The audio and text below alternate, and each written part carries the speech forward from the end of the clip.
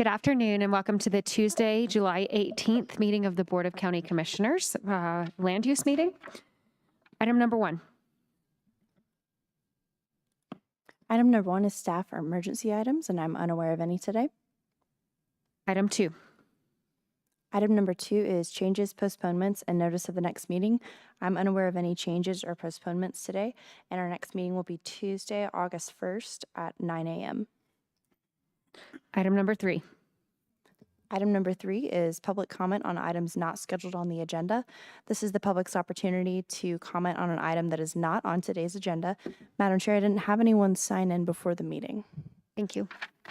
Are there any members of the public wishing to speak on any item not on the agenda? Hearing none in the audience, any online? Okay. Before I proceed to item number 4, I need a motion to excuse Commissioner Williams. I'll make a motion to excuse Commissioner Williams. Second. That has been moved and seconded. Commissioner Vanderwerf. Aye. Commissioner Gonzalez. Aye. Commissioner Geithner. Aye. And the chair votes aye. Commissioner Williams is excused for the remainder of the meeting. That passes 4-0. Item number 4. Item number 4 is the land use consent calendar consisting of item 4A. Are there any members of the public wishing to speak on item 4A? Hearing none. And any online? Okay, with that, any discussion or motion up here? I move approval of the consent calendar. I'll second. That has been moved and seconded. Commissioner Vanderwerf. Aye. Commissioner Gonzalez. Aye. Commissioner Geithner. Aye. And the chair votes aye. That passes 4-0 with Commissioner Williams excused. Item number 5. Item number 5 is the called up consent calendar, and there are no items called up today. And item number 6. Item number 6, Special District Service Plan, 4-Way Commercial Metropolitan District. A request by KO1515 LLC for approval of a Colorado Revised Statutes Title 32 Special District Service Plan for the 4-Way Commercial Metropolitan District. The 67 acres is Zone CS Commercial Service and located west of the intersection of Highway 24 and Stapleton Road. The proposed service plan includes a maximum debt authorization of $36,685, a debt service mill levy of 50 mills for commercial, a special purposes mill levy of 5 mills, and an operations and maintenance mill levy of 10 mills, for a total maximum combined commercial mill levy of 65 mills. The Planning Commission recommended approval 5-1. Questions about the intent of the service plan were asked. Parcel number 42000000399, Commissioner District Number 2, ID 23-002, Carrie Parsons, Senior Planner, Planning and Community Development. Ms. Parsons. Thank you. Good afternoon, Commissioners.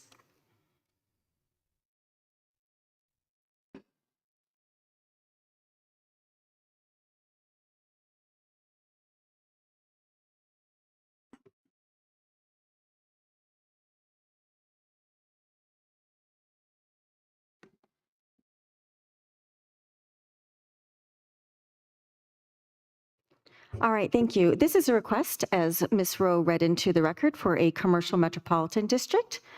The staff that reviewed this was myself, as well as Ms. Sego, with assistance of the Finance Department, Ms. Shanna Smith. If there are any folks in the audience or online that would like to participate in the hearing, if you could please email the address on the screen and we'll get you into the queue. I'd like to go over the mandatory criteria for disapproval. The BOCC shall disapprove the draft service plan unless evidence satisfactory to it of each of the following is presented to the board. There is sufficient existing and projected need for organized service in the area to be served by the proposed special district. The existing service in the area to be served by the proposed special district is inadequate for the present and projected needs. The proposed special district is capable of providing economical and sufficient service to the area within its boundaries. The area to be included in the proposed special district has or will have the financial ability to discharge the proposed indebtedness on a reasonable basis. The discretionary criteria for disapproval that the board may find Adequate service is not or will not be available to the area through the county or existing municipal or quasi-municipal corporations, including existing special districts, within a reasonable time on a comparable basis. The facility and service standards of the proposed special district are compatible with the facility and service standards of each county within which the proposed special district is to be located and each municipality which is an interested party. The proposal in substantial compliance with the El Paso County Master Plan. The proposal is compliance with any duly adopted county, regional, or state long-range water quality management plan.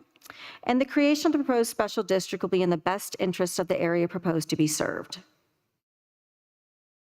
More specifically, in summary, this again is a request for a $36,685,000 maximum debt authorization with a maximum mill levy of 65. The applicant is asking for the standard 30-year maturity for the bonds as required in our service plan policies. The purpose of the district, as stated on the screen and in the staff report, is consistent with the state statute in the Title 32. The hearing dates, Planning Commission held a hearing on the regular agenda on June 15th. There was a request by the applicant's legal counsel at that hearing to modify condition number 1 to add assessment rate adjustment into that language. That was added by the Planning Commission. It was added into the resolution. It is also in your draft resolution attached to your staff report packet. The date set hearing by this board was the 27th of June, and then of course today, July 18th. The existing zone for the area, as you can see here, is commercial service. So the site is split or bifurcated by the Stapleton Boulevard. As you can see here, the very northwestern portion of it is still within the PUD zone district, but it is intended for commercial. And then here we have the commercial service overlaying both this property and Stapleton Road, Highway 24 here to the east. This is a legal description depicted on a map, also included, depicting the service boundary areas. You will note that the Stapleton Road is not within the service plan's legal description. The mill levies as they exist today are 122.996, which includes the existing 50 mills for the existing Foray Ranch Metropolitan District. That district will remain in place on this subject property if this district is approved. There is in my staff report, I have an additional document that identifies the resolution that the Foray Ranch Metropolitan District number 1 adopted to allow an overlay of this commercial district on top of their property. If this district were to go through, that additional 65 would bring those mill levies up to about 187.9 for the commercial development.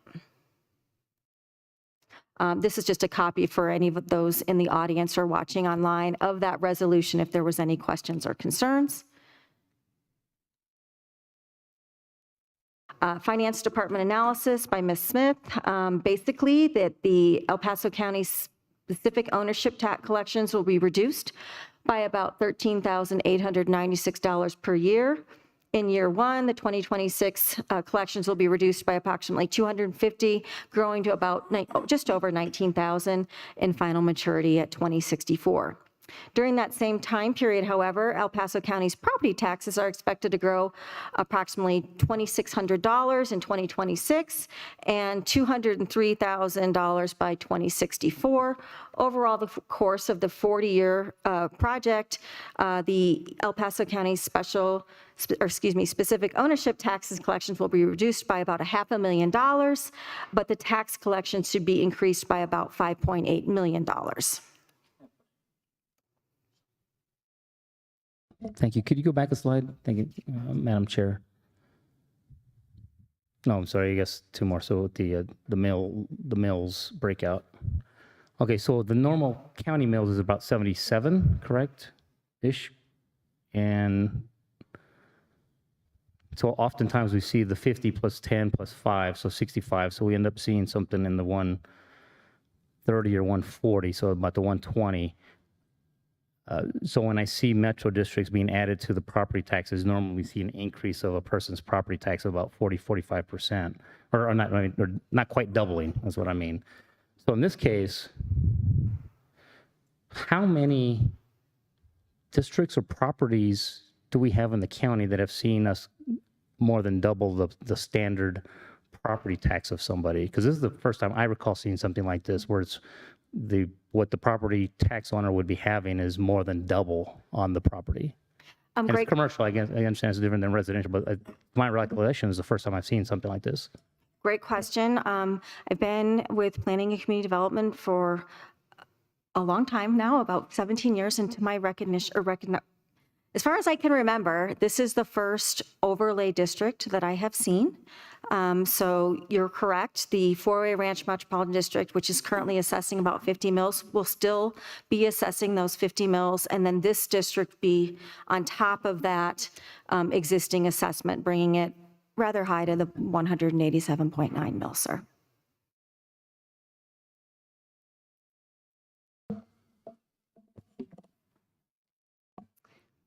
Any questions on that?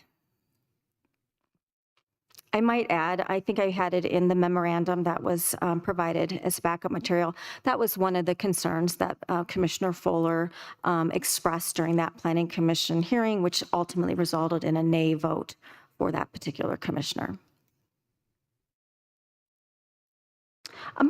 In terms of the master plan, the place type is rural center, so it is planned for commercial development. The special district is consistent with the place type of our master plan.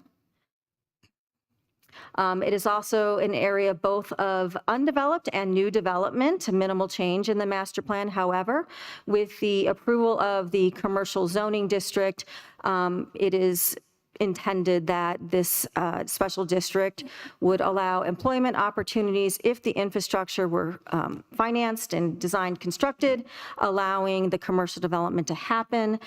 So staff had made a recommendation that it was consistent with the master plan in terms of the area of change for both minimal and undeveloped new development properties. In terms of the water master plan, the property is located within the Falcon Area Planning Region 3, which the region is identified as potentially having issues regarding long-term sustainable draw from the Denver Aqua Basin.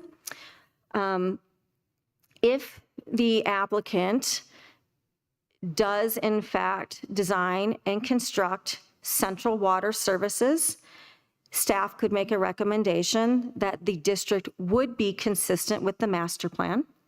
If the applicant chooses to service the urban commercial development on wells, it may be found that it may or may not be consistent with the water master plan. And I provided a detailed discussion of that in the staff reports.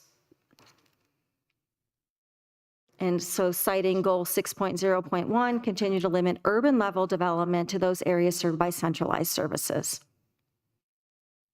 Any questions on that?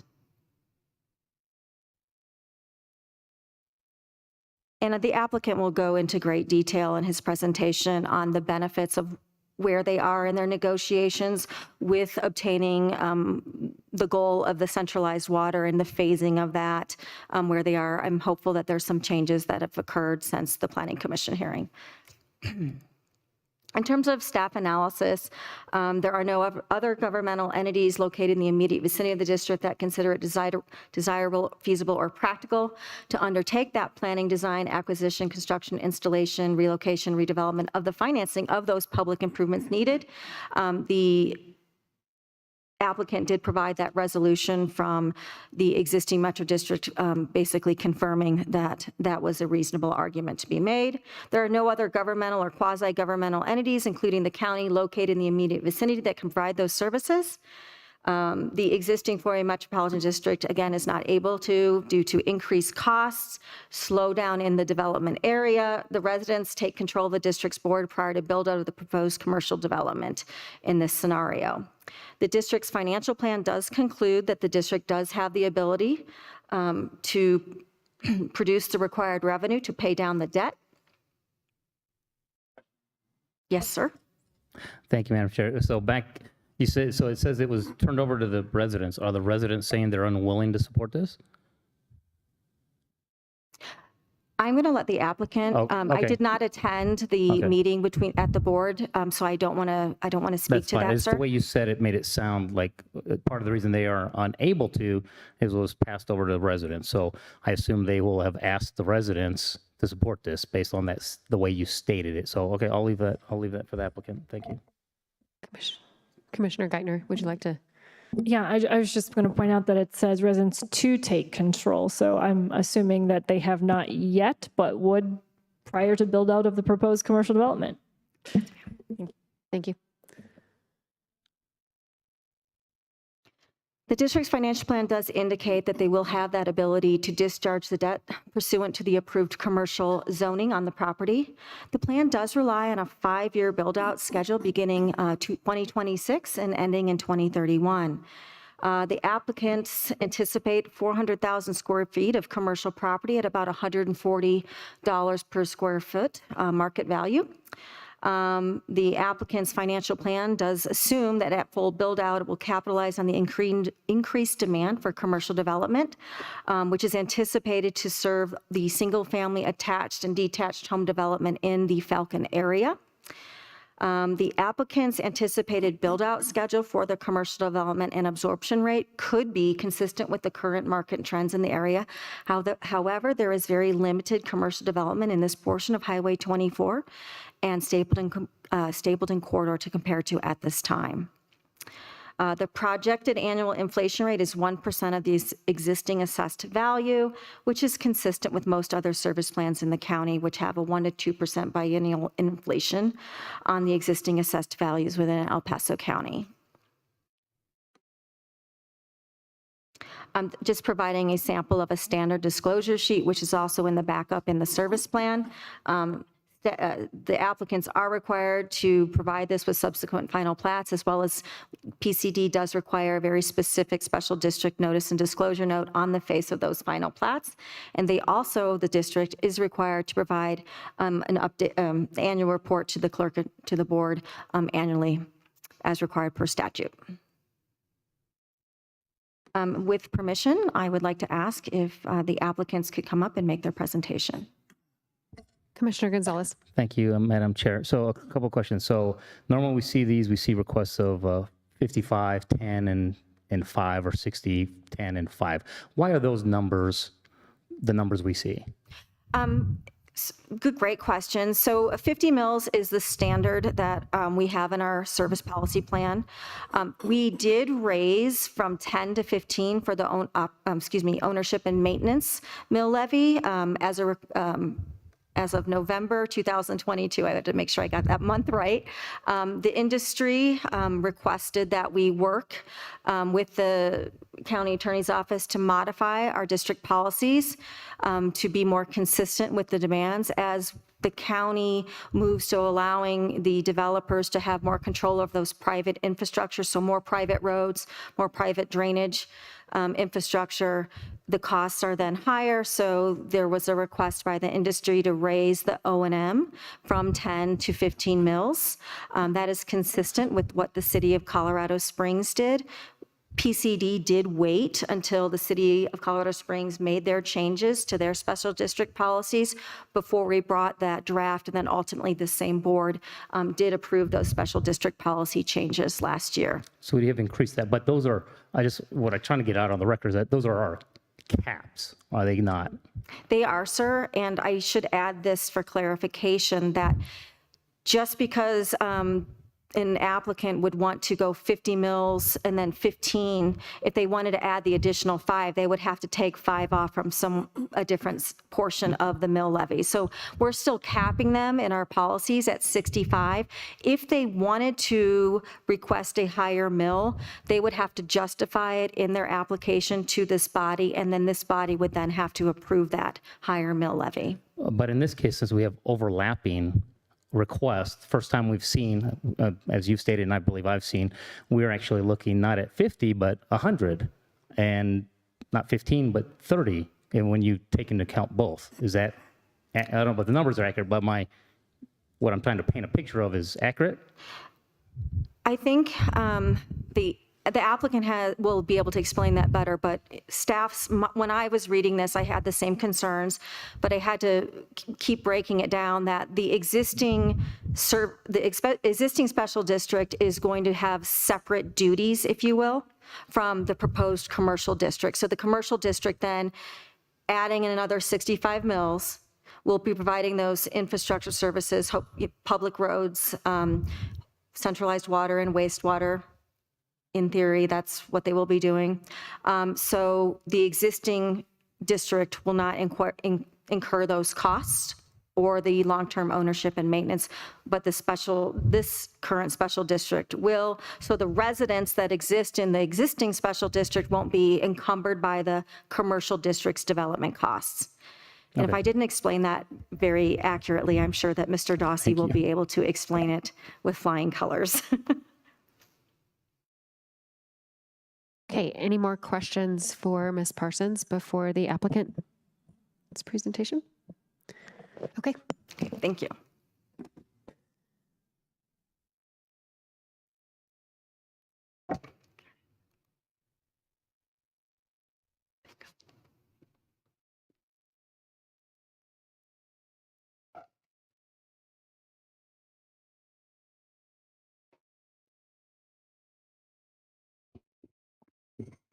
Commissioners, good afternoon. Jennifer Ivey with Ice Noggle Seaver Pogue, legal counsel for the applicant. Mr. Dossi is also here, so to the extent that I don't meet the flying colors standard, he can hopefully help me out. So what you do have here is an overlap district, the four-way commercial metropolitan district. I'll figure out how to drive the mouse here correctly. As I mentioned, we have a project team here. I'm legal counsel. We also have our financial advisor to the extent that there's any questions on the financial plans that were submitted with the service plan.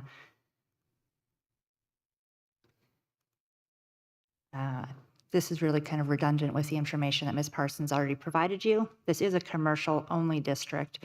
I want to go through the maps here, which are the following slides, just to give you a picture of where this is located and where the overlap with the existing district is. So this is the existing district boundaries for district number 1. This is the district with which this district is proposed to overlap.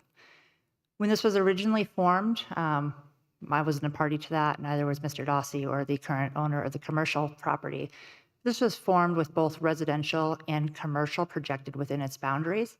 That's not that typical for how districts are set up these days because of the fact that those developments might be on different timelines. So it's exactly what happened here. The residential development started off. The commercial development didn't go on the same timeline, and residents started moving in and took control of the district board, which is what you anticipate when you have residents moving into the community. But then they were not interested in moving forward with a commercial development or the costs associated therewith. This is the existing district boundaries for District 2. It does not overlap with District number 1 or the district that we're proposing here today. This map here depicts to you the area of all 3 districts. So you'll see in the dark blue, this is the proposed overlap district. It does overlap with the district boundaries of 1, and 1 and 2 also actually overlap already. This does not overlap with District 2. So what we find ourselves with here, and this was a subject of much litigation, I was not involved in that, so I can't speak to the facts of what exactly happened, but the district number 1, which was anticipated to build all of the infrastructure for this area, doesn't have the financial capability or the willingness to issue more debt for this commercial parcel to actually be developed. So but for this overlapping district that's being proposed today, the commercial district won't be developed. There's no mechanism for financing. The existing district isn't willing to finance it. The existing residents understandably don't want to take on more debt or financial burden themselves to develop the commercial district. So what we're proposing here is the overlap district, which is a bit unique, but the District 1 board did provide a consent resolution to overlap the 2 districts. And Mr. Dossi's had conversations with them. They didn't submit a letter of support because their budget is pretty cash strapped, and they said they didn't have it in their budget to have another meeting to provide a letter of support. But they're definitely supportive in Mr. Dossi's conversations with them of this development moving forward because it's going to bring more revenue to their district. If this district, that's overlapping with District 1 moves forward and the assessed valuation comes online, it's actually only going to benefit the District 1 residents that are existing there.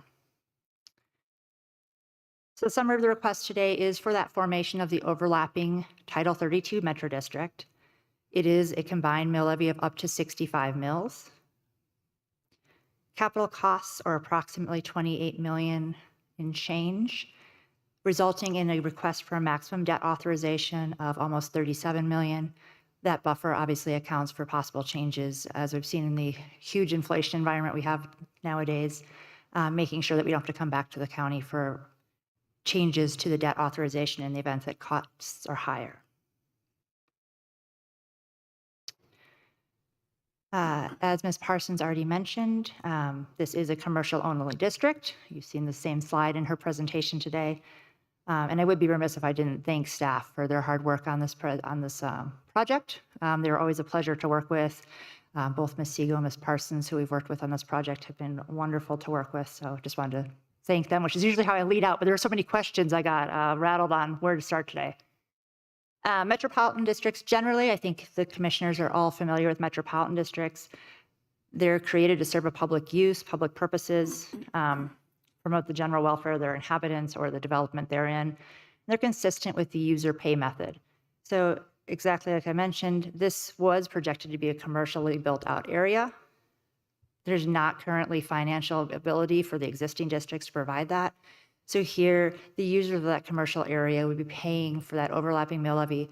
They're not going to be residents within this district. This is a commercial-only district. So while the mill levy is higher than you'd typically see in districts, this is a commercial-only district, and so that information is going to be available to those commercial tenants. We're not talking about homeowners moving in who are going to be surprised by their high mill levies. The district formations are commonplace. This one is a little bit more unique given its overlapping nature, but there are existing overlapping districts in El Paso County now. I'm not sure that they were formed in overlapping capacity like this one is being requested to, but that also is allowed by the statute. This district is going to be funding the roadway drainage, stormwater, landscape, walls, fences, water and sanitary sewer, all the things needed for the commercial development within the district. It's also going to have some ongoing maintenance responsibilities. As Ms. Parsons was mentioning, that's what the O&M mill levy is for those ongoing maintenance responsibilities for roadways and other things that won't be taken on by the county or by one of the existing districts. This is a limited purpose district, so it's not going to be providing any overlapping services. As we've discussed, it is an overlapping district. It's really for financing and then for anything that the existing districts won't want to take. So part of the resolution that was passed by district number 1 was consenting to the organization, but it's also conditioned upon dedication of all of the water and wastewater infrastructure to district number 2 for operations and maintenance after construction. That's how the agreement between districts 1 and 2 has been laid out. And so that's the request of those districts, and this district has agreed to that. I have a quick question for you about that. Yeah. It sounds like they've agreed to that. Is that, are they capable of providing what is expected to be there? Well, I certainly hope so. I can't speak for that district or its finances. That was the request from the district. They wanted it because it's going to be an integrated system, as I understand it. So, Craig, if you have anything to add to that, but as my understanding, that's the request is coming from them. So I would hope that they have examined the finances and are feeling confident that they're able to. Good afternoon, Commissioners. Craig Dawsey with Vertex Consulting. We already have received commitment letters with regard to water from Foyer Ranch District number 2. In terms of wastewater, the infrastructure is not there. So in the interim, we may have to design these as on-site wastewater systems. We have 3 sites that we're hoping to go into production in 2024, a mini storage, an RV storage, and then contractors' equipment yards in that area. But understanding those are all low water users, very low wastewater producers. So in the interim, that's kind of what we're having to do until District 2 can get the wastewater system in place. Thank you. Mm-hmm. Criteria for approval of special district. Title 32 does have requirements for what needs to be included in a service plan. These are listed on the PowerPoint here for you. It does give you the proposed services, the boundary map, the population and assessed valuation estimates, the facilities that are contemplated to be constructed, cost estimates, and any proposed IGAs, which at this time are not any proposed IGAs included, but all that information is included in the service plan as statutorily required. In addition, El Paso County has in its regulations requirements for special districts as well, consistent with resolution number 22376, passed in November, as Ms. Parsons was referring to. We're also compliant with El Paso County's requirements. Staff has no outstanding issues or concerns with the proposal, and it's consistent with the county's policies and requirements. As Ms. Parsons mentioned, there are 4 mandatory criteria. I won't repeat those yet again for you. You can read them. They've already been on your screen twice. But just to hit the high points, there is not another district that can provide this. That was part of years of litigation of whether or not this parcel was going to be developed. The existing districts do not believe they can, are not willing to provide that service. And so this is the only way for this parcel to be developed. There is existing need, as Ms. Parsons was mentioning. There's a need for commercial development in the area. It's also adjacent to the proposed residential developments, so conveniently located for those future residents. As our financial plan shows, it's able to actually pay off the proposed debt and finance the improvements, and has the financial ability to discharge that. Right, actually, I have a comment. If you go back one slide. Yep. So based on information, when they're coming in item C, the current Metro District 1 is in violation of C, correct? This used to be in it still is in its boundaries, and it's Within one. unable to fulfill its own commitments as previously promised to somebody. Would you say that, yes or no? I don't want to speak for District 1, why they've made the decisions that they have, but they've now found in their current position that they're not able to fulfill service to this area. So that's why we're coming in and trying to fill that need for the commercial area of that overlap area. A follow-on question to that, was it always a commercial overlay? Or is that the mechanism by which this is This is where I need to happening? phone a friend. I don't know the history of the entire parcel, but yes, bring your flying colors. That's a great question, Commissioner. This property, the exact boundaries of this property was formerly within a PUD. And frankly, that PUD was never going to get built the way that it was designed. As you know, PUDs are very specific and restrictive.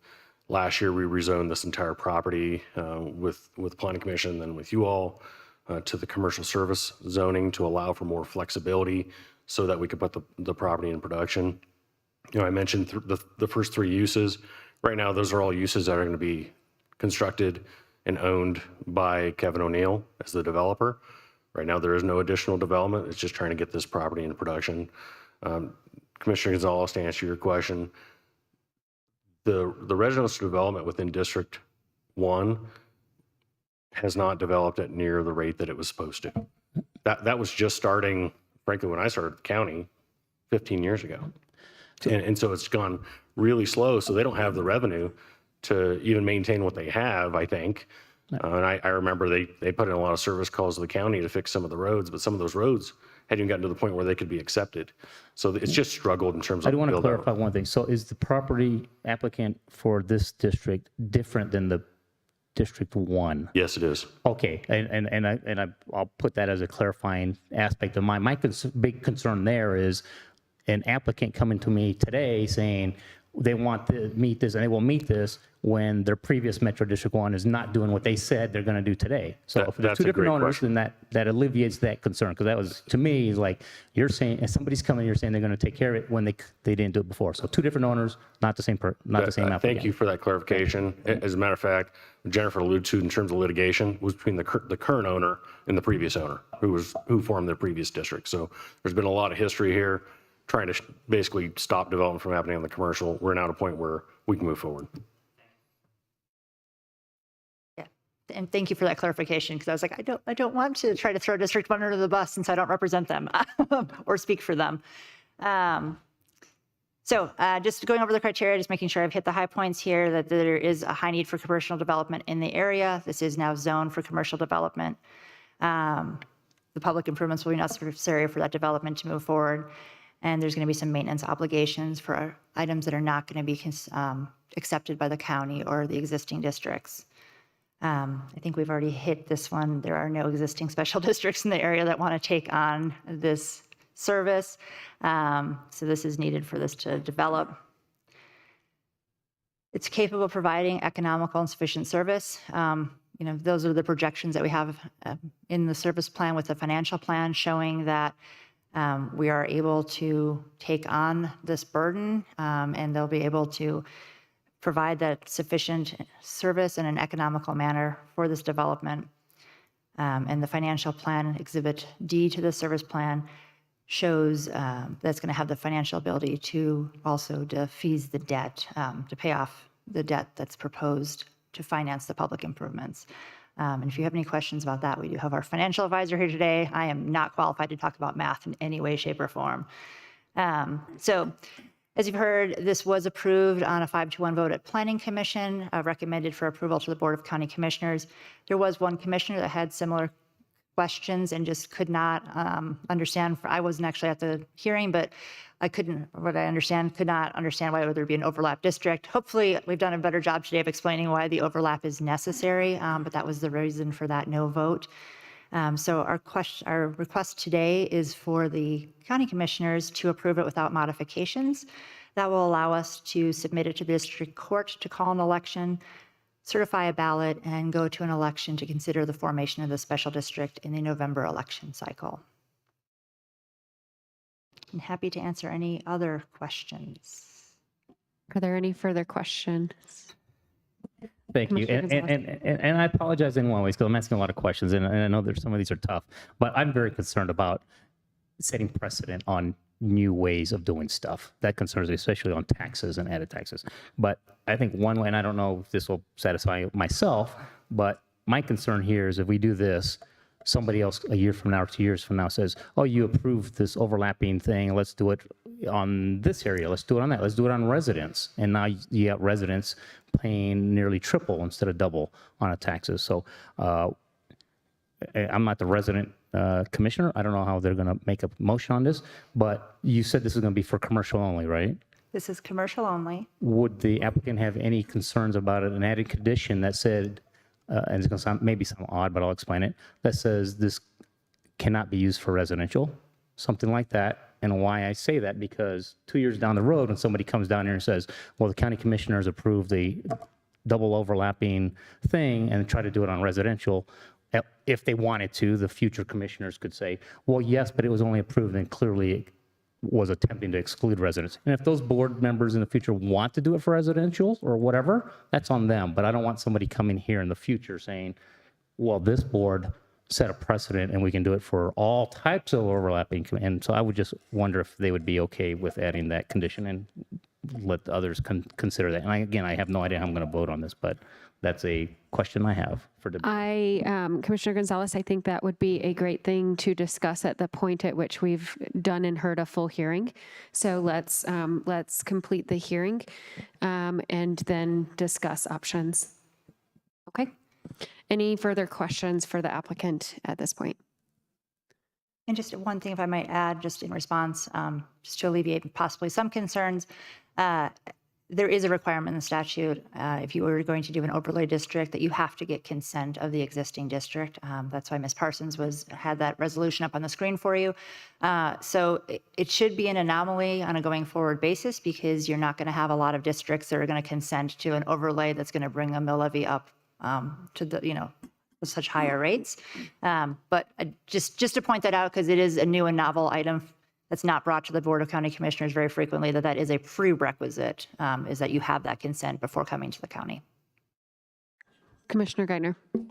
Thank you. So understanding that the first district has been turned over to residents who are now in control of that board, This is a little bit different because of the smaller area here that we're dealing with. So is there only one area of, or one owner of the proposed property? And so Yes, in that single ownership. case, how would that district be governed? It's a great question. So the district will be governed by representatives of the property owner. I'm not sure what the plans for future ownership, if there's going to be, buildings purchased by other developers in the future. I can't speak to that. Mr. Dawson might be able to. But in a district where you don't have residents moving in, it's always going to be developer representatives or building owner representatives that are placed on the board of directors. There's only 3 ways in a special district you can be qualified to serve on a board of directors. You can be a resident, you can be a property owner, an individual property owner or a spouse of a property owner, or you can be qualified by a contract to purchase property. That's the method you utilize in a commercial district, so it's always going to be a representative of the property owners. So in a situation where there's one property owner that is obviously a single person, how would that board be created and make up? I'm just trying to understand the oversight of how, if you've got one person, I assume the board has to be more than one person. How does that work? So the statute contemplates a 5-member board. I do have districts that, for whatever reason, don't have more volunteers than one individual, so a district can function with one individual. The statute contemplates that 5 individuals would be on the board of directors, and that's the plan here, is to have 5 individuals. Those 5 individuals will be selected by the property owner, singular at this time, could be in the future or in different districts, plural, to represent those owners on the board of directors. Okay, thank you. Commissioner Vanderwerf. Thank you, Madam Chair. So, one of our criteria is ensuring that there's a financial ability to pay back the debt. And maybe I missed it, and my apologies if I missed it, but, what is the business model here for being able to pay the debt back? I mean, if it's one individual owner, so be it. But then that one individual owner may be planning on selling these properties or maybe leasing office space in these commercial properties. So what is the plan on generating the financial ability to service the debt? Right. So I will go as far as I can in the world of math to answer this question. But so generally speaking, the district has to show that the property within the district will have an assessed valuation adequate to pay through its mill levy, maximum 50 adjusted per the service plan, to pay back the debt that it's proposing. So that's what the district has to show, and that's what Exhibit D to the service plan has shown. As for how that mill levy is then passed on to tenants, that would be up to the property owner. If portions were sold or buildings were sold to a future property owner, they would be on notice through their purchase and sale process. That's why there's so many disclosures that are recorded against the property. So during their due diligence period, they would see what that mill levy would be or potentially could be in the future, and they would have to assess, that in their pro formas when looking at the property. Does that help? It does. Okay. I mean, that is something that has to be demonstrated. So notwithstanding, I think it was an appendix or something that, or part of the package. Mm-hmm. Sorry? Exhibit D, Exhibit sorry, D, the Exhibit yeah. D. It was just, just trying to get an understanding about how Exhibit D is going to be proffered. How is the outcome of Exhibit D going to be delivered? Yeah, and I don't pretend to be a commercial real estate developer or understand how, the developer, property owners in commercial districts structure their leases. It's not the kind of work I do. My very limited understanding is that a lot of those costs are then passed on to ultimate tenants in the commercial property, but that's all disclosed as part of the leasing documents and something that I'm not involved in. So I apologize for not answering your question sufficiently. But it is leasing. It's lease. Whatever gets developed, it gets leased, and that's what the revenue generation is, and then that revenue is used to pay back the debt, among other things. Yeah, Commissioner Vanderwerf, there's the option to lease pad sites. There's also the option to sell lots. At this point, we're not contemplating platting the property because we can do pad sites and just lease those. As I said, the initial construction here is going to be with uses that Mr. O'Neill wants to construct and operate, hoping to generate more interest in that location. We think it's a great location. It's obviously at a major intersection with Stapleton and Highway 24 right there. So hoping to get that going, but I think the option to be able to plat it and create lots and maybe sell some of those, and that probably answers Commissioner Geithner's question. That's how the additional representatives get on the board, is you have additional owners that come on board when they buy those lots that potentially could be on the district. So there's a lot of options, but having the ability to either lease pad sites or sell the land, for a lot, gives us some options moving forward for generating that revenue. All right, thank you. Any further questions for the applicant at this time? I should have run away the first time you asked that question. Thank you, Commissioners. Thank you. I think some of the unusual questions are because this is an unusual thing in front of us with the commercial overlay. So thanks for taking the time to explain it. Of course, hopefully we did an adequate job. Happy to answer any other questions if you have any during your deliberations. Okay, thank you. Is there any more to the staff presentation, or does that complete the applicant's presentation with staff? Okay, let's move on to the public hearing portion of this land use hearing at this point. Are there any members of the public in support of this application that would like to speak today? Any online or any submitted, requested online? Okay. Are there any in opposition to this application? None in the audience and none online, none received. Okay, with that, would the applicant like some final words on this application? Sorry, Commissioner Gonzalez, I just want to address your potential condition. I think what Ms. Ivy stated in terms of having to get that resolution from the underlying district probably prevents that from happening in a residential setting, certainly if it's a district that's already controlled by the residents. But in addition to that, in order to add single-family residential to this property, we'd have to come back in and rezone a portion of the property, which would require Board of County Commissioner approval. And I think Ms. Parsons would probably shake her head yes. That would probably trigger a material modification to our service plan because it would affect our ability to discharge our debt, which would then require an amendment that comes before the Board of County Commissioners too. So there's a lot of safeguards in place that basically make it so that single-family residential can't happen without additional Board of County Commissioner approval. Yeah, and again, and Mike, thank you. I was not trying to put anything like I don't trust your development. I'm afraid somebody's going to use this potential decision to do something different in the future. And unless there's a little statement in there that shows the intent of today's board, I think somebody's going to use it to abuse something potentially in the future. And my role is to protect county interests and residents. Sure. And that's not on, I'm just trying to see how I can make this where I feel comfortable somebody not abusing a decision that might be made today that sounds like has been 15 plus years. I don't think, you used to work for the county. Do you remember anything like this? I mean, you have a couple different scenarios where that's played out, maybe not on this scale. The nuance here is commercial versus residential, right? There's a lot of overlapping residential on top of residential because each has a smaller mill levy and one's for management and the other one's for debt service. This is a little bit different because you're talking about two different land uses.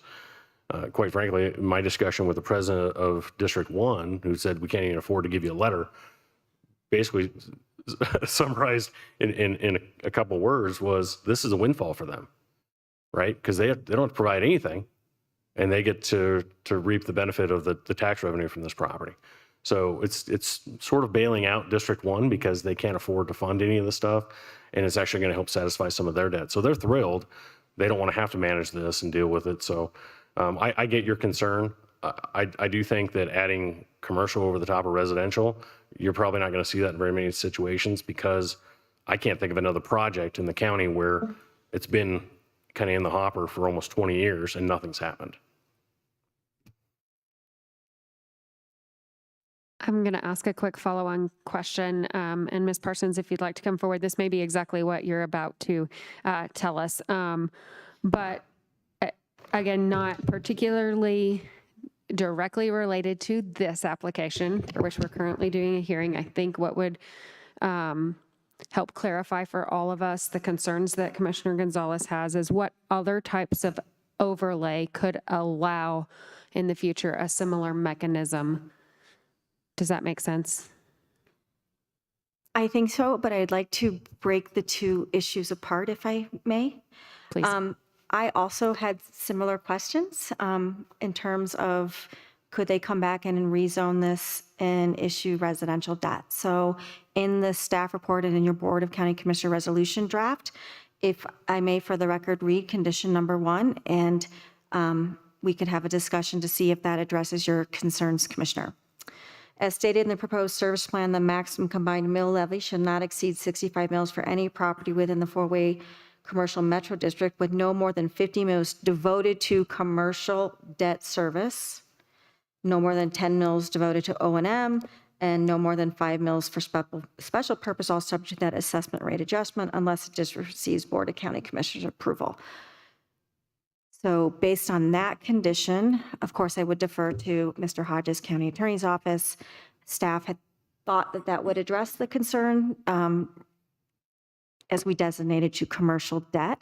I would remind the commissioners that a multifamily development could fall under that commercial debt where the single family development would not. And then again, PCD would request that the applicants come back and do that major modification if they were to pursue a single-family residential rezone application with their service plan adjustment or modification. Could you read that statement again? Happy to, sir. As stated in the proposed service plan, the maximum combined mill levy shall not exceed 65 mills for any property within the four-way commercial metropolitan district with no more than 50 mills devoted to commercial debt. Service, no more than 10 mills devoted to operations and maintenance, no more than 5 mills for special purpose, all subject to the assessment rate adjustment unless the district receives Board of County Commissioners approval to increase maximum mill levies.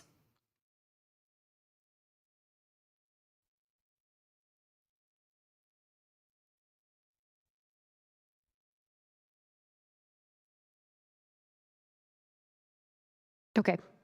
Did that information answer your question somewhat? Okay.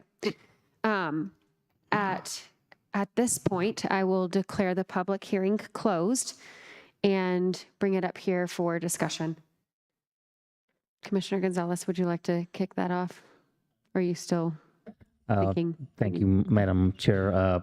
Again, I'm not sure if that statement would preclude somebody coming back to us and they'll be asking for us. They'll be asking us to override it and they'll be saying, and you approved this last year or 2 years ago. I don't think that statement alleviates that as setting precedent today on residential. Again, if commercial is commercial, there's going to be 4 or 5 people leasing it out to people who are willing to pay that extra thing versus residents who oftentimes, and we hear lawsuits all the time, so I didn't know, and they should know, right? But a lot of people don't necessarily do know when they don't read all the fine prints and realize they might, if this were to be taken to the next level and done over residential, somebody comes in and is paying 3 times as much taxes as they thought they might be. Again, I'm not talking about what this is doing today. I understand the issues here. I'm concerned about doing something today that others will try to. I think this will be used in the near future as the next way of getting 100 mills for their whatever residential property, plus another 20 mills and another 10 mills, potentially. Because that's what I see governments and entities do. Thanks. Commissioner Geithner. So I actually, maybe our county attorney could answer a question for me. What is the process for a property owner to leave a metro district? Commissioner, Put can you you on the repeat the spot. last part? You faded out of the microphone. What is the process for a property owner to leave a special district? I note that there's an exclusion process, and I think Ms. Sego actually knows the details of it a lot better than I do. She's on her way down.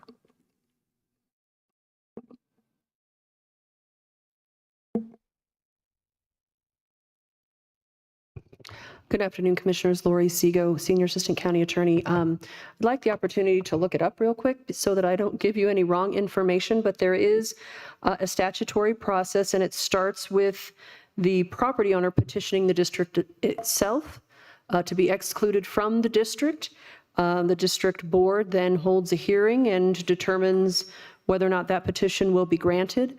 I believe there is an appeal process or to the Board of County Commissioners, though, and that's what I want to clarify for the record,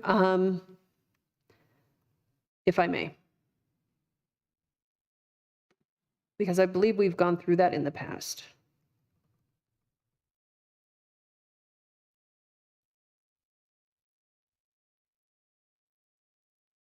And if Miss Ivy happens to know the answer off the top of her head, I'm willing to tag her in. Okay.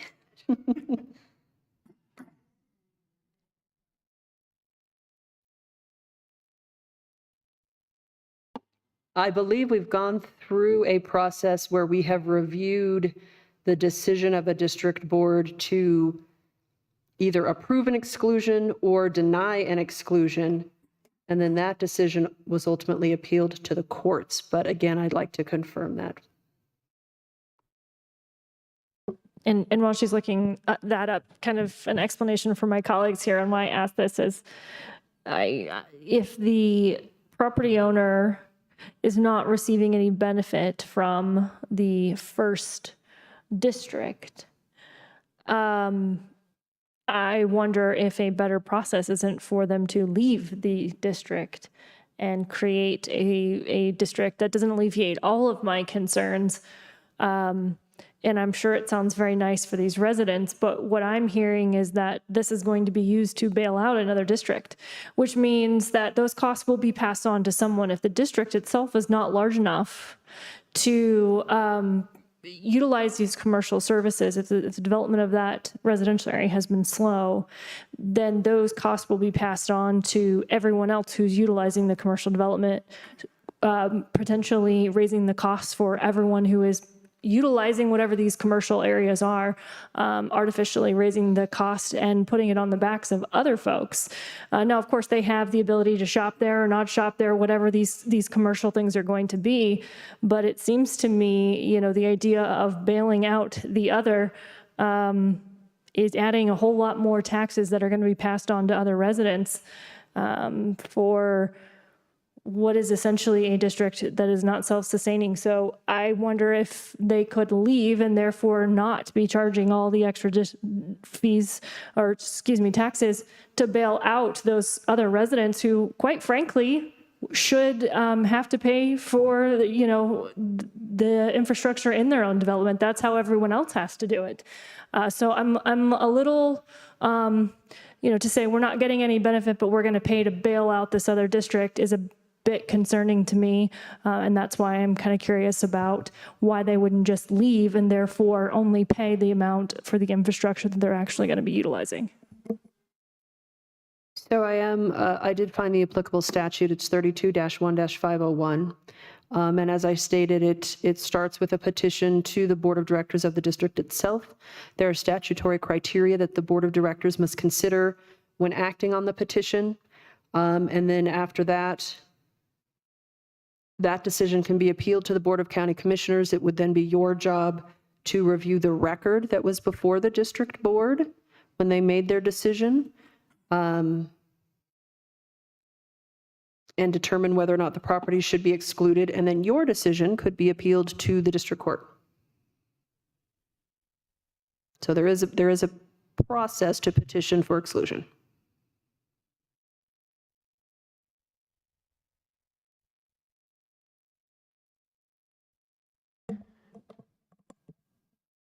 Thank you. And do I understand correctly, though, that the current Metro District is not the same ownership? And so it doesn't, while there is some interaction there, there's not a crossover inability to tie, let's say, for example, a condition of leaving the other one into this particular approval and application. Understood, and I'm not asking for that, to be clear. I'm, to be quite frank, questioning whether this is necessary.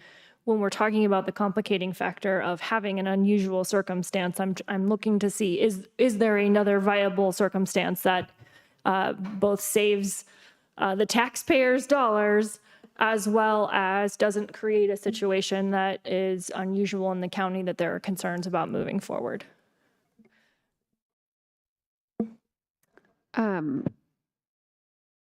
Mr. County Attorney, can we have the applicant address that question at this point? Yes, ma'am, I think that'd be appropriate. Thank you, Madam Chair. Commissioner Geithner, there actually is a huge benefit to staying in the current district. That benefit is District 1, which is the underlying district, has an IGA with District 2. District 2 is the entity that provides water and wastewater service. So if we are not within District 1, we don't have a guarantee provider of water and wastewater, which then means we have to create our own. And obviously that's at a much higher price than anything that we're going to pay in terms of providing those extensions. So if we have to create our own water treatment plant and wastewater treatment plant, it basically sterilizes the property. So staying within that district is actually a huge benefit.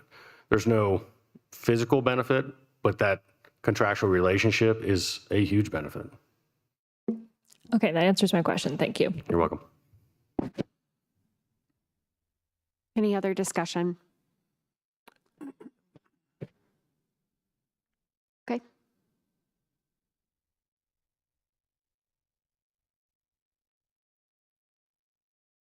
Okay, so yes, this is in my district. I'm struggling with it, particularly because of that layered approach. However, I do think that this is a very unique situation. I don't love how we got to this situation, as I'm sure the property owner does not either. And it sounds like it's a pretty complex and convoluted. So again, I look at these oversight pieces. This is something that continues to really concern me. I understand how important these special districts are for exactly the reasons we're talking about, but I continue to be a little concerned about oversight when we have one single property owner. In this case, I have no reason to doubt the competency of the property owner in any way, but it does continue to concern me that when we don't have oversight over these things, these are huge amounts of money. It really does trouble me a bit. However, this is an unusual situation. No one was brought here by intent, and so in understanding that not approving this could mean that this goes nowhere, and also understanding that there is commercial need in this area, I will move approval of this item. And I will second it. Any further discussion, Commissioner? Yeah, Gonzalez? my discussion goes back to whether there could be some sort of condition or statement that's added. Again, this is unique for this. My concern is, again, somebody will use this decision to use something not unique in the future to just get additional taxes for their areas. So if we can find some sort of condition that states that thing about residential, I'll be more than happy to support this. If it's not, then just because of the precedent part of this, I will not be able to support. But I'm trying to say vote yes on this, but I'm very concerned somebody in the future will abuse this in the future if, based on precedent happening today, if we don't put a statement about how this does not apply to residential. And again, I'm not trying to restrict this entity. I'm afraid of what people will do in the future. Ms. Seego. Thank you. Commissioner, I don't believe that there is a way to add a condition to this specific application that would then be applicable to future applications. That's just not how these quasi-judicial proceedings work. If you're interested in exploring a legislative action to amend our special district policy to incorporate that policy, we can absolutely do that. But there's not a condition you can place on this approval that could then be carried forward and applied to future applications. Well, and again, I'm not trying to put something that legally stops them from coming here, but when they come here 2 years from now, they're saying, well, we're doing the exact same thing you voted on last year, right? And them using that argument for us to then, or the future board saying, oh, yes, we approved it. Well, the intent last time was for commercial, not resident. That, I'm not trying to restrict it. Anybody can ask. I'm just trying to put something in that shows the intent today was for this project, not for somebody coming to just find new ways of getting tax dollars to fund things triple the level than a non-metro district Commissioner Geithner. for issues. Understanding and trying to look for a solution on this, rather than putting this into this particular application, is it possible that we could direct staff alternative to this public hearing to include that in our processes to make sure that it is very clear that we would not entertain that in that situation? I'm just trying to find another solution that we could, that would be outside of this hearing process, since that's not an option. I would counsel against any direction as to how to handle future applications. Again, if it's not encapsulated in a policy or a regulation, I think that gets dicey. I do think that we could, and I don't have the draft resolution in front of me, but I think it would be appropriate to put in the findings, not the conditions after you've approved it, but we could craft a finding that emphasized that, I'm not sure how we would word it, but that you found that in this particular situation, the criteria were met because it's commercial over residential. Doesn't refer to future applications that may come in front of you, but emphasizes that that's one of the facts that you considered in making a decision today. Ms. Parsons. Thank you. I mean, I understand it. I'm sure it'll be useful. I don't think it satisfies me. And again, to the applicant, this is not on you at all on how it looks like I'm going to end up having to vote on this, but is entirely about what I believe could happen from other entities in the future. So this is not on you guys at all. Commissioner Vanderwerf. Yes, thank you, Madam Chair. You know, it's an interesting deliberation that we have here.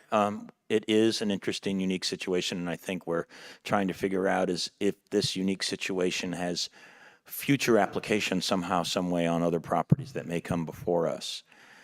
That's a reasonable thing to have a conversation about. You know, there's history to this property, and you know, it's had trouble getting developed.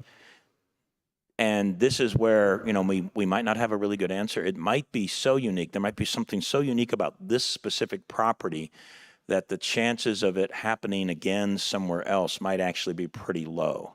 And maybe it'd be worthwhile after we complete the vote on this development, strictly on what the development is and what the applicant is asking for, is to have a dialogue internally in the staff, or maybe we do it in a public hearing or whatever, to kind of see if where there's sufficient unique characteristics of this that the probability of it coming up again in a future development from some other developer that might reappear. And I think that, you know, that's not an unreasonable question to ask, in my humble opinion. I will also make the point, you know, we've got an overlay here that's basically 2 sets of mill levies, and the developer would not have submitted the application for this if they were not willing to take on that debt load. And what that means is whatever they end up doing with the property, leasing it, selling it, or holding on to it themselves, they are accepting the debt load and they're accepting the obligation to pay that debt load. So, you know, notwithstanding some other problematic nature of that could happen, the applicant going bankrupt or something like that, the debt load will be serviced, I believe. So I think it's just a great question. It's just simply to ask the question is, are the unique circumstances of this property so unique that the likelihood of something like this happening again, you know, is low? Because I'll make the point to my fellow, that my fellow commissioners are making. If there's a precedent being created here, which I don't think there is, but if there's a precedent being created here where we now start seeing overlays on top of overlays with more overlays, then we get into a kind of a different scenario that might become problematic later. And that's, I think, what I'm hearing about the deliberations here. So, but for this particular case, I believe the developer is accepting the debt load and is accepting the obligation to repay that debt in whatever manner they see fit, whether they hold on to the property themselves or whether they lease or whether they sell. And there was a statement made, I don't really have any way to confirm it, but that there is a need for commercial properties in this area. So I think I can work on the assumption that based on that statement being a true statement, that there will be revenue generation through either leases or sales, and the residents will benefit from the development of commercial properties in the area. For me, I think that's acceptable. But this follow-on conversation to see if we have a unique circumstance or something that's going to start a precedent, that's probably a good conversation to have later. Commissioner Gonzalez. Thank you. And so maybe I misheard. So I thought you said staff couldn't look at policy that recommended against this in residential, or we can? Absolutely. As a legislative policy action, Well, that is something we but not local. could explore. Not No, local. I'm sorry. A legislative action by you to amend your own special district policy Oh, okay. I thought you to meant address this legislative issue. statewide. I'm sorry. No, not a Okay, state all right. legislative, Thank you. but So we were- And further, I think she was encouraging us to stick to the application in front of us with its specific criteria today, and do what, make a decision on that in the quasi judicial form, Okay. and then any other staff direction would be a legislative. local, but us. Okay, I'm Yes, sorry. correct. I thought That's you okay. meant we would have to go to the state, No, which is no. this is not going to get done then. I know. If that's what we want. Okay, with that. Okay, with that, thank you. I would I can support this. Thank you. I was getting ready to just call the question, Commissioner Gonzalez, but I think this discussion has been good, and very good points made. Back to the previous comments I just made, we do have statutory and mandatory criteria that we are to evaluate just on this application, and I am satisfied that we should proceed with a vote at this point. I also wanted to point out that sometimes, I think that doing our due diligence and what our fiscal responsibility is in situations like this, it requires us to ask the hard questions and pull the strings. And sometimes that does reveal other things that need to be dealt with. But at the end of the day, we also, we have to honor the process of an application on a quasi-judicial item. So with that, I will call the roll. Commissioner Vanderwerf, Aye. Commissioner Gonzalez, Aye. Commissioner Geithner, Aye. and the chair votes aye. That passes 4-0 with Commissioner Williams excused. Thank you.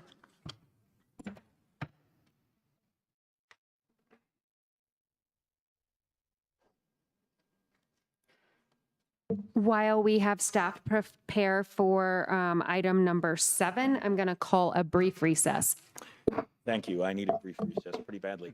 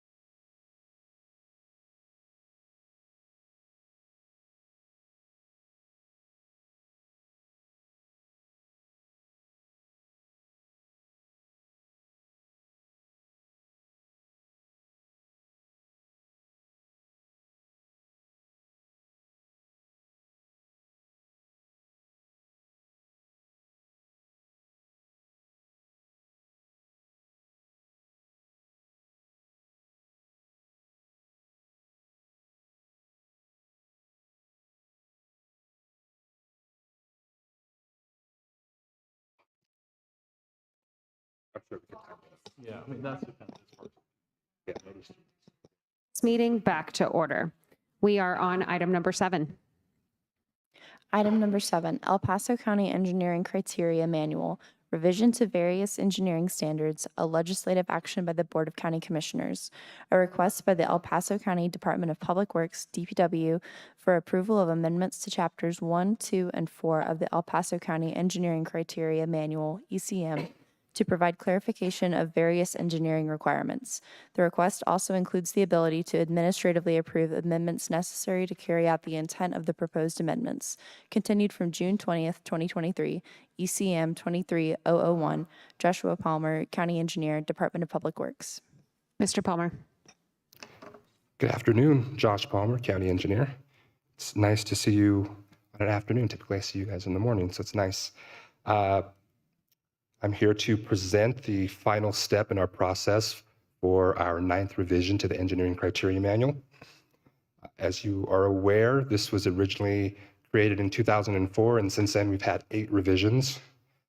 We are on our 9th revision, and the intent for these revisions is to respond to changes in engineering best practices, updates to standards that we refer to, recommendations from users of our criteria for proposed changes, legislation, things like that that impact our criteria. This revision is something that's been in the works for over a year now, and it builds on the need to update chapters 1, 2, 4, and Appendix F. Chapter 1, updating general provisions. Chapter 2, permitting and some general roadway design standard improvements. Chapter 4, references to Postal Service design criteria, and then Appendix F, which updates some of our standard drawings and administrative responsibilities. We are in the final step, as I mentioned, to implement these changes. We've gone through the typical process, which is legal advertisement, a support from the letter of support from the HBA in May, Planning Commission in June, an informal meeting to the board on June 27th, and then our final step here, which is the public hearing and an unhopeful approval from the board. That is all I have. Generally speaking, I can answer questions or have some additional information if there's more clarification or context that's needed. Come on. I'm just going to call on you now because of that, Commissioner Gonzalez. Are there any questions from the board? I know that I'm not sure if you're prepared to show this today, but do you have kind of a summary or an overall? I saw the list of chapter changes, but can you kind of summarize the substantial changes to this and what necessitated coming to us with an amended one? Sure. So let's see here. Here is a little bit more of a breakdown in the chapters, and this is something that we discussed during the board informal meeting a few weeks ago. I believe as part of the resolution, there's an entire list of each specific section and what that section accomplishes with these amendments or revisions. It's kind of broad in how we've gotten to this point. I believe the most recent revision was 2020, so we're 3 years removed.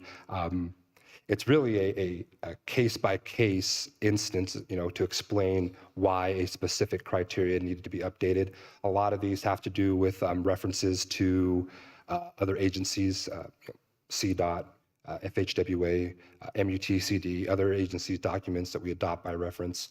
A lot of them are cleaning up references, so there may be a reference in Chapter 1 that refers to Chapter 4 that at some point Chapter 1 was updated, but the accompanying detail or exhibit was never updated in Chapter 4. So kind of a lot of administrative cleanup, a lot of feedback from HBA or from contractors, from consultants, vendors who use our criteria. There's a lot of minor, I would say 60% of the criteria updates are very minor, and they just help in the administration of our criteria manual. It's not really significant. Some of them were design changes that helped provide clarification for roadway design standards. Really nothing significant. We're not changing there's not significant changes to site distances or grade requirements or anything really substantial from the design standpoint. A lot of very minor but very impactful revisions that when you by themselves aren't very significant, but when you compile them together, make for a much cleaner version of our criteria manual. So if at the moment, I can't necessarily go item by item. I'm willing to do so if that would help, but at the moment, no. Commissioner Vanderwerf. Yes, thank you, Madam Chair. I think the chair's question is excellent and some kind of a summary, and we'll just try to help a little bit. But I think it's for the purposes of just making sure it's on the public record so that a citizen can review it later. So, and to your point, right, most of these are minor reference, fixing reference errors or something like that. Those are just always appropriate things to do if there's something that's found that's not right. But what would you say would be the top 1 or 2 most significant changes? Like, just something that leaps out in your mind, so we can get it on public record so that citizens can listen to that later. I think, let's see. Let's see here. There was one, I believe it was in chapter 2. Let's see here. The second bullet there under chapter 2 added a new requirement for a pavement safety edge.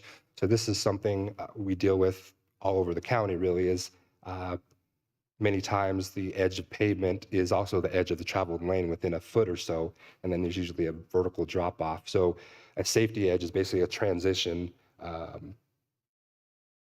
one-to-one transition away from the edge into the gravel shoulder that not only provides a way for motorists who are to leave the roadway to correct and get back onto the road, but it also helps with establishment and maintenance of the gravel shoulder as well. I think that's a pretty important one. That's something that CDOT's been doing for a long time, and that's something that's really a very easy way to provide a safer roadway, especially out in some of our rural areas. And I would say that's a great one to bring up, right? Because you can correct me if I'm wrong. That's really about just adjusting something on the pavement safety edge so that drivers of the county roads can be safer themselves in case they inadvertently leave that pavement. It gives them an opportunity to get back on the road.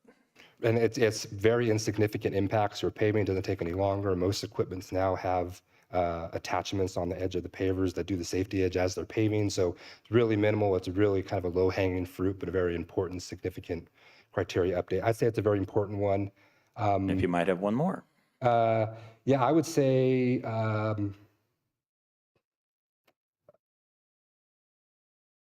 the second bullet under Appendix F, the ability to revise the county standard specifications administratively. So this is really, rather than coming back, if we notice that there's a couple of reference busts in our criteria, like I mentioned previously, not having to go through this entire process to make revisions that have no impact to design standards, but make it clear. So being able to administratively make some of these very minor improvements to our criteria, I think that's a very important benefit to the ECM administrator as well. So I would say those are probably some of the top 2 important and significant additions to this revision. Great. I think bullet 3 and number 4 is kind of interesting as well, because we have, as you mentioned here, a snow and ice control policy, but it didn't necessarily reflect what was in the engineering criteria manual about mailbox snow damage. So maybe just say a sentence or 2 about that. What were we doing there? What were we fixing? So this responsibility. And the reason why I ask is because every once in a while we do take out a citizen's mailbox and they're not happy about that.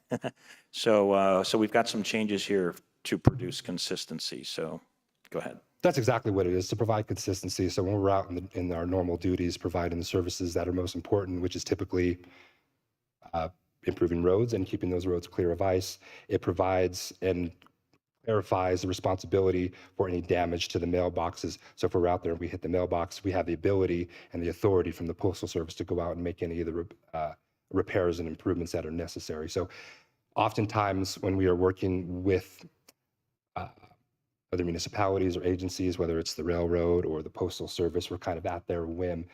Postal Service, kind of like the railroad, is very restrictive and very possessive of what they own and what allows them to do their job. So this provides them coverage and us a way to go back and be more responsive to make the necessary repairs if we're responsible for that damage. Great, thank you.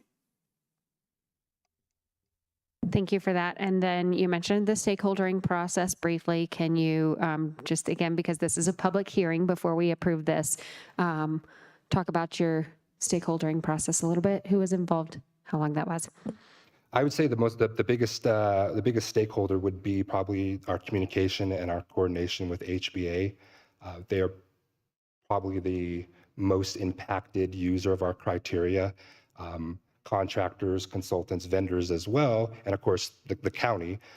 We of course follow our own rules, but it's can be more impactful to the development community if they do not have a say in what it is that we do. And we appreciate the feedback, because while we are often too close to the efforts to improve our criteria manual, anybody who's been on a construction site or in the design process knows that there's always a disconnect between design and construction. Doesn't matter how good your design plans are, it's never going to fully translate to construction. It's the same way with our criteria manual. We may be 100% confident that what we're putting out there in black and white makes sense and is it fully doable, but until we hear feedback from those who are responsible and required to follow that criteria and hear how it's impacting the construction side or the implementation side, we don't know whether or not that it is fully transparent and traversable there. So I would say the HBA has probably been our biggest stakeholder in this process. We do receive feedback from our consultants as far as the design aspect internally from our design engineers and our project managers, our inspectors. We work with the development review side to make sure that our criteria is clear and easily enforceable. So our stakeholders have been our consultants, our contractors, the development community, and then of course those internally who use our criteria manual. Thank you. Any further questions? Discussion and motion? Actually, are there any members of the public wishing to speak on this item?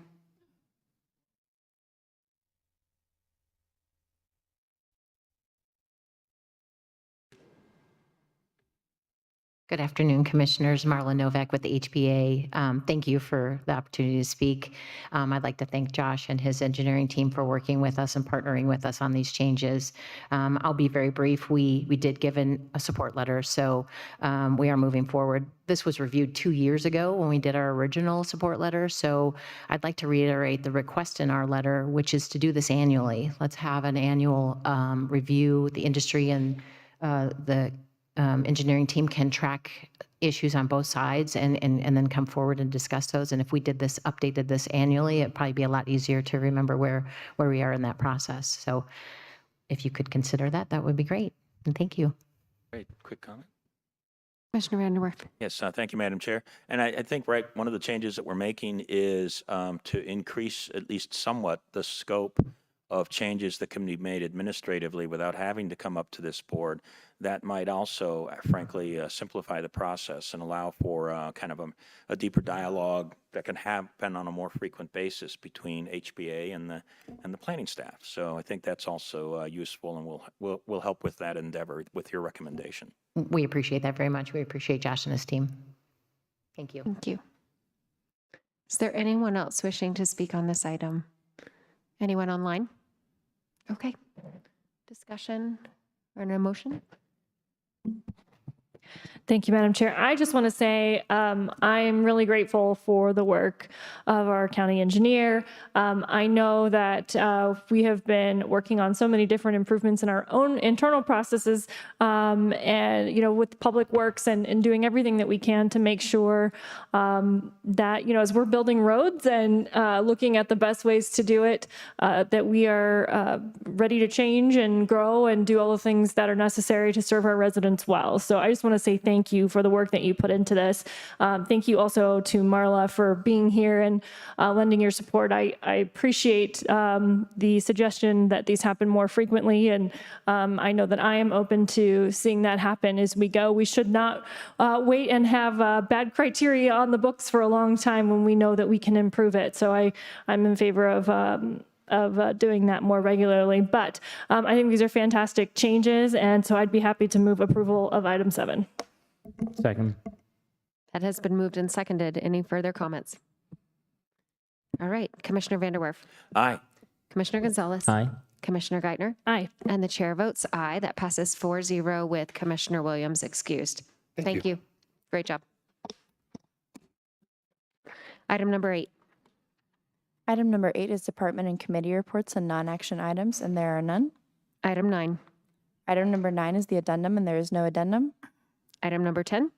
Item number 10 is the executive session, and there is no request for an executive session. We are adjourned.